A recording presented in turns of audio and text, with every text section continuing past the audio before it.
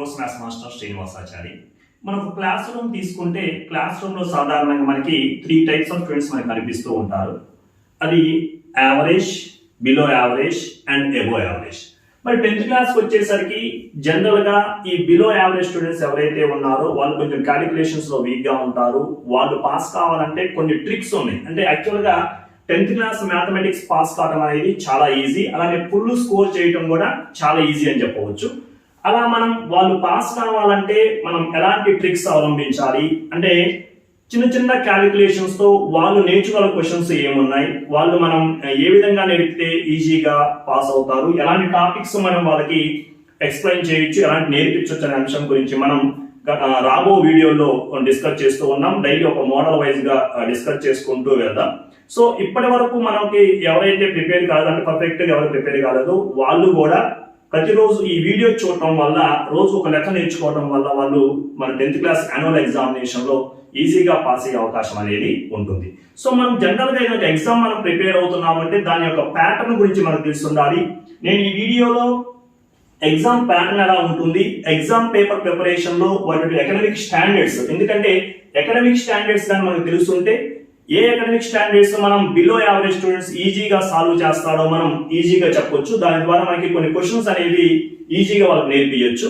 అలానే ఏమేమి టాపిక్స్, ఒక 8 టాపిక్స్ వాళ్ళు నేర్చుకోవడానికి ఈజీగా ఉన్నటువంటి టాపిక్స్ గురించి నేను ఈ వీడియోలో డిస్కస్ చేస్తాను. నెక్స్ట్ వచ్చే వీడియోలో ప్రతిరోజు ఒక మోడల్ గురించి మనం డిస్కస్ చేద్దాం. రైట్, కంటెంట్ లోకి వెళ్తే జనరల్ గా మన తెలంగాణ మ్యాథమెటిక్స్ లో 10th క్లాస్ ఎగ్జామ్ లో వచ్చేసరికి మనకి ఎగ్జామ్ ప్యాటర్న్ చూస్తే జనరల్ గా 80 మార్క్స్ కి ఎగ్జామ్ ఉంటుంది, 20 మార్క్స్ కి ఇంటర్నల్ మార్క్స్ ఉంటాయి. సో 80 మార్క్స్ కి ఎగ్జామ్ కండక్ట్ చేస్తారు, 20 వచ్చేసరికి ఇంటర్నల్ మార్క్స్ అంటే project work, creating new problems అని చెప్పేసి అని, అలానే స్లిప్ టెస్ట్ అని చెప్పేసి అని, రైటింగ్ వర్క్స్ అని చెప్పేసి అని 4 అంశాల మీద 4 5 ఆర్ 20 అని చెప్పేసి అని ఉంటాయి. మరి ఈ 80 మార్క్స్ మనం అబ్జర్వ్ చేస్తే ఈ 80 మార్క్స్ లో మనకి పార్ట్ ఏ, పార్ట్ బి అనే 2 ఉంటాయి. పార్ట్ ఏ వచ్చేసరికి 60 మార్క్స్ గా, పార్ట్ బి వచ్చేసరికి 20 మార్క్స్ గా డివైడ్ చేయడం జరిగింది. పార్ట్ ఏ లో మనకి 60 మార్క్స్, పార్ట్ బి లో మనకి ఏంటంటే 20 మార్క్స్ ఉంటాయి. ఈ 20 మార్క్స్ వచ్చేసరికి 20 మల్టిపుల్ చాయిస్ క్వశ్చన్స్ ఉంటాయి. Each question carries 1 mark. So 20 1s are 20. ఇక్కడ 20 మార్క్స్ అనేవి వచ్చేస్తాయి. ఇక్కడ 20 మార్క్స్ బిట్ పేపర్ ఉంటాయి. ఇక్కడ మనం అబ్జర్వ్ చేస్తే ఈ 60 మార్క్స్ మనకి 3 సెక్షన్స్ గా డివైడ్ అయి ఉంటుంది. 3 సెక్షన్స్. మరి ఏంటి ఆ 3 సెక్షన్స్ మనం అబ్జర్వ్ చేస్తే సెక్షన్ 1, సెక్షన్ 2, సెక్షన్ 3. సెక్షన్ 1 మనం అబ్జర్వ్ చేసినాం అనుకోండి, సెక్షన్ 1 వచ్చేసరికి very short answer type questions అని చెప్పి అంటాం. దీంట్లో మనకి 6 క్వశ్చన్స్ ఉంటాయి. 6 క్వశ్చన్స్ కంపల్సరీగా ఆన్సర్ చేయాలి. 6 2s are 12 మార్క్స్ అని. అలానే నెక్స్ట్ సెక్షన్ 2 కి వెళ్ళాం అనుకోండి, సెక్షన్ 2 మనకి షార్ట్ ఆన్సర్ టైప్ క్వశ్చన్స్ అంటాం. దీంట్లో కూడా 6 క్వశ్చన్స్ ఉంటాయి. Each question carries 4 marks. 6 4s are 24 marks అని చెప్పాను. ఫైనల్ గా సెక్షన్ 3, ఈ సెక్షన్ 3 ని మనం ఎస్ఐ టైప్ క్వశ్చన్స్ అని చెప్పానంటాం. ఇక్కడ కూడా 6 క్వశ్చన్స్ ఉంటాయి.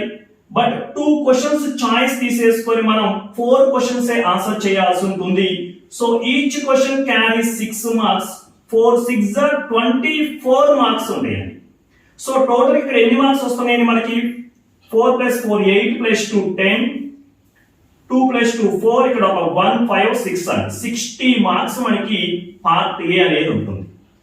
మరి 60 మార్క్స్ మనకి బిలో యావరేజ్ స్టూడెంట్ తీసుకున్నట్టయితే మనకి ఎన్ని మార్క్స్ రావాలి? పాస్ కావాలని రాసిన మార్కులు ఏంటంటే 28 మార్క్స్ రావాలి.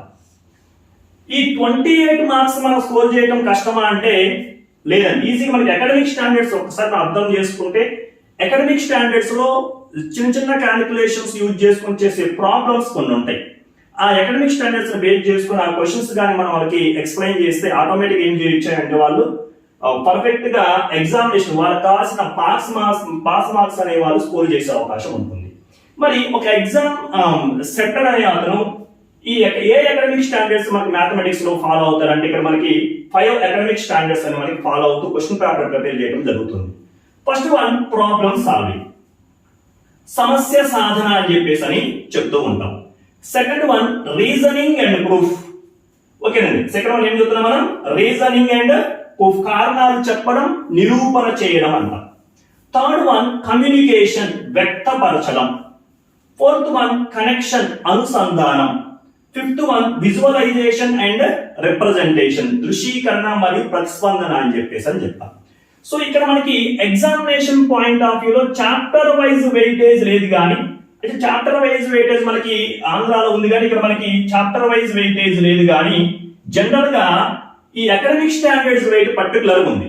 అంటే చాప్టర్ వైజ్ వెయిటేజ్ లో ఒక క్వశ్చన్ అటు కావచ్చు ఇటు కావచ్చు, పర్టికులర్ ఈ క్వశ్చన్ ఈ చాప్టర్ లో వచ్చుదని ఎక్కడ లేదు. కానీ ఇక్కడ మాత్రం అకాడమిక్ స్టాండర్డ్ వెయిటేజ్ అని ఇవ్వడం జరిగింది. అవి ఏంటివని అంటే ప్రాబ్లమ్ సాల్వింగ్, సమస్య సాధన మనకి 40% ఇవ్వడం జరిగిందండి. 40% సమస్య సాధన అనేది ఉంటుంది.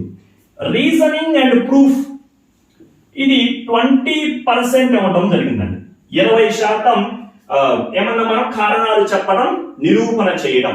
దీనిలో మనకి సొల్యూషన్స్ మనం సాల్వ్ చేసే కాన్సెప్ట్ ఎక్కువ ఉంటుంది. ఇక్కడ వచ్చేసరికి రీజనింగ్ అండ్ ప్రూఫ్ ఇలాంటి వాటి మనకి చిన్న ట్రిక్ ఏంటిదయ్యా అంటే do you agree with or not అని చెప్పేసి. For example Sridhar says that అని చెప్పేసి క్వశ్చన్ వస్తుంది, మీరు ఆ శ్రీధర్ తో ఏకీభవిస్తారా లేదా అని చెప్పేసి, అని ఏకీభవిస్తే మీ సమాధానాన్ని సమర్థించని చెప్పేసి అడుగుతూ ఉంటారు. అలాంటి కేసులో నేను చెప్పే చిన్న ట్రిక్ ఏంటిదయ్యా అంటే ఒకవేళ average student above average student చేయగలుగుతారు, కానీ బిలో యావరేజ్ స్టూడెంట్ గానే క్వశ్చన్ అర్థం కాకపోతే, ఒక ఇర్రెగ్యులర్ అయి ఉంటే సింపుల్ గా ఏం చెప్పొచ్చు అంటే ఒక చోట సపోజ్ జనరల్ గా క్వశ్చన్ ఎలా ఉంటుందయ్యా అంటే మార్కు మనకి ఒక 2 మార్క్స్ క్వశ్చన్ మనం తీసుకుంటే అగ్రీ ఆర్ డిసగ్రీకే 1 మార్క్ ఉండే ఛాన్స్ ఉంటుంది. అగ్రీ ఆర్ డిసగ్రీ అంటే నేను ఏకీభవిస్తున్నాను లేదా ఏకీభవించడం లేదు. సో ఒక చోట ఏం రాయొచ్చు, ఏకీభవిస్తున్నాను అని చెప్పేసి అని క్వశ్చన్ నెంబర్ వేసి ఏకీభవిస్తున్నాను అని చెప్పేసి ఏదో దానికి సంబంధించిన కాన్సెప్ట్ రాయొచ్చు. లేదు ఇంకొక చోట ఏంటంటే నేను ఏకీభవించడం లేదని చెప్పేసి దానికి సంబంధించిన కాన్సెప్ట్ ఏదో ఒకటి రాయొచ్చు. సో రెండింటిలో ఏదో రైట్ కావాలి. సో ఇక్కడ సింపుల్ గా ఒక బిలో యావరేజ్ స్టూడెంట్ 1 మార్క్ పొందే ఛాన్స్ అనేది తనకి రానప్పుడు చిన్న ట్రిక్ అండి. యాక్చువల్గా ఇది కరెక్ట్ కాదు, కానీ చిన్న ట్రిక్ అని చెప్పేసి మనం ఇలా రాసే అవకాశం అనేది ఉంటే ఆటోమేటిక్ ఏంటంటే అతను స్కోర్ చేసే అవకాశం ఉంటుంది. రైట్, ఎందుకు మనకి అతను పాస్ కావడానికి ప్రతి మార్కు కూడా ఇంపార్టెంటే కాబట్టి ఇలాంటి ట్రిక్స్ అని మనం బిలో యావరేజ్ స్టూడెంట్ ఫాలో అవ్వాల్సి ఉంటుంది అనమాట. నెక్స్ట్ వన్ కమ్యూనికేషన్, వ్యక్తపరచడం. ఇక్కడ మనకి ఫార్ములాస్ ఇచ్చి లెటర్స్ ఎక్స్ప్లెయిన్ చేయమంటాం, కానీ డయాగ్రామ్స్ మీరు బేస్ చేసుకొని ఎక్స్ప్లెయిన్ చేయమంటే అలాంటి ఉంటుంది. సో ఈ కమ్యూనికేషన్ వచ్చేసరికి మనకి 10% ఇవ్వడం జరిగిందండి.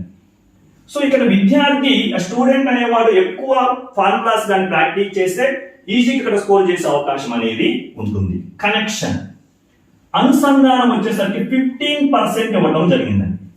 మరి ఏంటిది కనెక్షన్ అంటే ఇక్కడ మ్యాథమెటిక్స్ ఉన్న చాప్టర్స్ ని కనెక్ట్ చేయొచ్చు, అంటే మెన్సురేషన్ కనెక్టెడ్ విత్ ట్రైగోనోమెట్రీ అని కానీ అలా కనెక్షన్ చేయొచ్చు, లేకపోతే రియల్ లైఫ్ తో కనెక్షన్ చేస్తూ క్వశ్చన్స్ అని ఇవ్వడానికి అవకాశం అనేది ఉంది. Next visualization, representation. ఇది యాక్చువల్ గా ఒక బిలో యావరేజ్ స్టూడెంట్ కి ఒక వరం అని చెప్పొచ్చు అండి. అంటే దీంట్లో ఏమొస్తాయి, నిర్మాణాలు గీయటం, కన్స్ట్రక్షన్స్, గ్రాఫ్లు గీయటం, ఇలాంటి క్వశ్చన్స్ అనేవి వస్తాయి. సో ఒక బిలో యావరేజ్ స్టూడెంట్ జనరల్ గా క్యాలిక్యులేషన్ లేకుండా కూడా ఈ స్కిల్ ఎక్కువ ఉంటుందండి.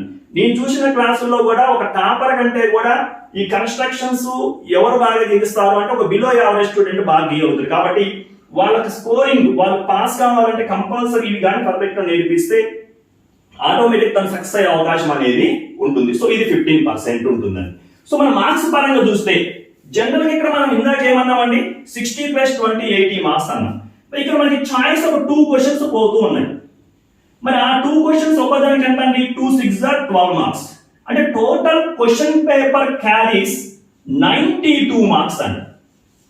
సో క్వశ్చన్ పేపర్ మనకి ఎన్ని మార్కులకు వస్తుంది అంటే 92 మార్కులకు వస్తుంది. అదేంటి సార్ 80 మార్క్స్ అనుకున్నాం కదా, ఆ 12 మార్కులు ఎక్కడ అంటే చాయిస్ క్వశ్చన్స్, దాన్ని కూడా ఇంక్లూడ్ చేసుకొని మనకి వీటిని డివైడ్ చేసుకుంటే ప్రాబ్లమ్ సాల్వింగ్ వచ్చేసరికి 37 మార్క్స్ అండి. అప్రాక్సిమేట్లీ 37 మార్కులు మనకి ప్రాబ్లమ్ సాల్వింగ్ నుంచి వచ్చేస్తాయి.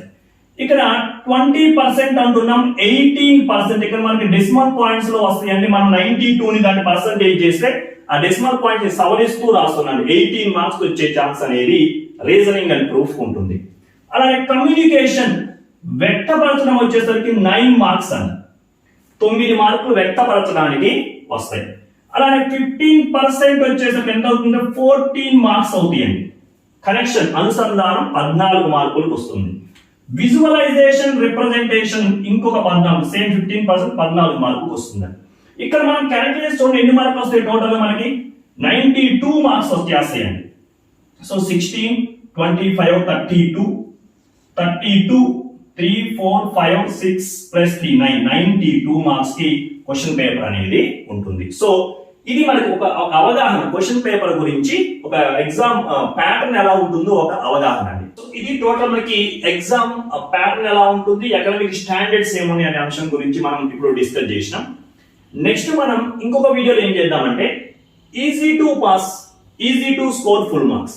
ఒక బిలో యావరేజ్ స్టూడెంట్ ఈజీగా పాస్ కావడానికి ఏమేం టాపిక్స్ నేర్చుకోవాలి, మన మ్యాథమెటిక్స్ పరంగా మనకు ఉన్నటువంటి ఈ 14 చాప్టర్స్ లో ప్రతి ఒక్కరు చేయగలిగినటువంటి కాన్సెప్ట్స్ ఏమున్నాయి అంటే మనం ఈజీగా పాస్ కావడానికి అట్లీస్ట్ 40 మార్క్స్ అండి. మనం జనరల్ గా ఒక తీసుకుంటే ఇక్కడ మనకి ఈ పేపర్ లో మనం ఈచ్ అండ్ ఎవ్రీ స్టూడెంట్ ఒక 40 మార్క్స్ స్కోర్ చేసే విధంగా, సో ఎవరు అట్లీస్ట్ 40 మార్క్స్ స్కోర్ చేసే విధంగా ఏ టాపిక్స్ మనం నేర్చుకోవాలి, నేర్చుకుంటే మనం ఎగ్జామినేషన్ పాయింట్ ఆఫ్ వ్యూ ఈజీగా సక్సెస్ అవుతాం అని చెప్పేసి అని. అలానే ఒక average are above average student full score చేయాలంటే 80 అవుట్ ఆఫ్ 80 స్కోర్ చేయాలంటే ఎలాంటి టాపిక్స్ నేర్చుకోవాలి అంశం గురించి మనం ఇంకొక వీడియోలో డిస్కస్ చేద్దాం. ఎందుకంటే వీడియో లెంతీ అవుతున్న ఉద్దేశం దీన్ని కట్ చేయడం జరిగింది. ఇంకొక వీడియోలో దాని గురించి మనం డిస్కస్ చేద్దాం. జనరల్ గా ఏంటంటే మనం ఇలా ప్రతిరోజు ఒక ప్రాబ్లం చేసుకుంటూ వెళ్దాం. ఈ ప్రాబ్లమ్స్ నేర్చుకోవడం వల్ల మనం కంపల్సరీగా పాస్ అయ్యే అవకాశం అనేది ఉంటుంది. Okay, thank you. Master Srinivasachari channel ను సబ్స్క్రైబ్ చేసి లైక్ చేయండి.